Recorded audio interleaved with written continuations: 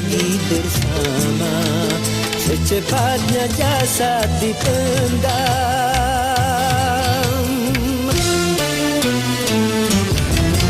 secepatnya jasad dipendam, karena tak lagi dibutuhkan.